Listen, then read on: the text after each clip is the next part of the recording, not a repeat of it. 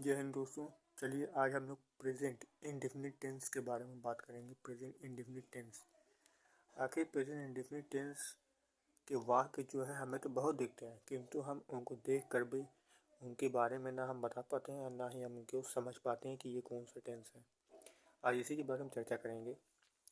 चलिए हम स्टार्ट करते हैं प्रेजेंट इंडेफिनिट टेंस के बारे में। जिस वाक्य के अंत में ता है, टी है, ते है, अगर ये सब शब्द आते हैं, अगर कोई भी वाक्य है अगर उसके अंत में ता टी ते आते हैं तो ऐसे वाक्य को हम PIT यानी कि प्रेजेंट इंडेफिनिट टेंस कहते हैं। ऐसे वाक्य को ही हम प्रेजेंट इंडेफिनिट टेंस कहते हैं। अगर आपको अभी भी नहीं समझ में आया तो मैं कुछ एग्जांपल दिया हूँ जिसके द्वारा आप समझ सकते हैं।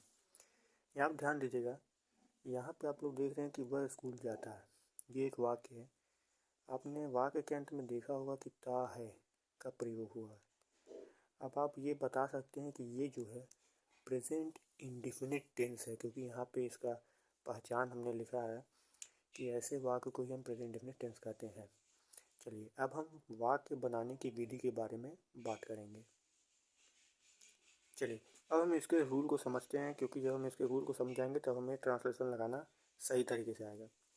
ही सी इट और सिंगुलर सब्जेक्ट के साथ वर्ब का फर्स्ट फॉर्म में एस या ईएस का प्रयोग करते हैं। वर्ब के फर्स्ट फॉर्म में एस या ईएस, वर्ब यानी कि क्रिया, और सब्जेक्ट में जैसे ही सी इट ये सब्जेक्ट हुए, इन सब के साथ एस या ईएस का प्रयोग करेंगे। ठीक है, नहीं सॉरी, वर्ब में एस या ईएस का प्रयोग करेंगे, बाकी सब्जेक्ट ही सी इट बताया जा रहा है कि सिंगुलर। सबसे पहले हम लोग समझते हैं कि सिंगुलर सब्जेक्ट क्या होता है और प्लूरल सब्जेक्ट क्या होता है। यहाँ पे प्लूरल सब्जेक्ट की बात हुई है रूल नंबर 2 में। सबसे पहले हम सिंगुलर सब्जेक्ट के बारे में समझेंगे। चलिए हम लोग समझते हैं कि सिंगुलर सब्जेक्ट क्या होता है और प्लूरल सब्जेक्ट क्या होता है। एक वस्तु या व्यक्ति की जानकारी देने वाले नाउन को हम सिंगुलर कहते हैं। जैसे आप किसी एक व्यक्ति की जानकारी दे रहे हैं, जैसे आप एक पेन के बारे में बता रहे हैं, तो यानी कि आप सिंगुलर नाउन सब्जेक्ट कहलाएंगे।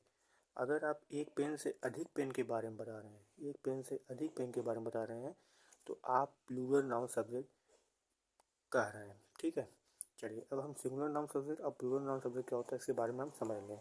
अब इसके आगे बात करते हैं। रूल नंबर 2 में ध्यान दीजिएगा, रूल नंबर 2 में आई और वी, दे और प्लूरल सब्जेक्ट के साथ वर्ब का फर्स्ट फॉर्म में एस या ईएस का प्रयोग नहीं करेंगे, जबकि रूल नंबर 1 में ही सी इट के साथ हम एस या ईएस का प्रयोग कर रहे थे, लेकिन जो है हम आई वी यू दे के साथ एस या ईएस का प्रयोग नहीं करेंगे। चलिए हम इसके एग्जाम्पल के द्वारा समझते हैं कि आखिर कैसे। जैसे कि मैंने लिखा है कि वह स्कूल जाता है, इसका हमें आंसर देना है। सबसे पहले तो मैं बता दूं कि हम इसको subject plus verb plus object, इन तीनों के अकॉर्डिंग हम लिखेंगे। Subject plus verb plus object, SVO, इसको हम subject plus verb plus object कहते हैं। चलिए वह स्कूल जाता है, सबसे पहले हमको सब्जेक्ट को ढूंढना है, जो है कि यहाँ पर है सब्जेक्ट ही। अब हमको वर्ब यानी क्रिया को ढूंढना है। क्रिया क्या कर रहे हैं हम, जाने का कर रहे हैं, ही गोज।